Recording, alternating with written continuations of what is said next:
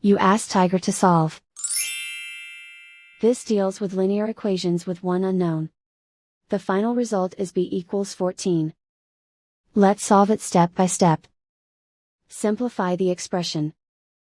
Expand the parentheses. Simplify the arithmetic. Swap sides.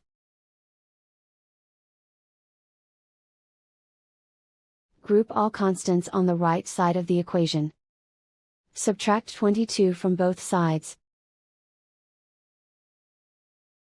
Simplify the arithmetic.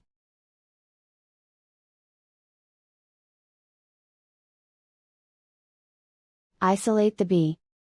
Divide both sides by 2. Simplify the fraction. Find the greatest common factor of the numerator and denominator. Factor out and cancel the greatest common factor. And so the final result is b=14.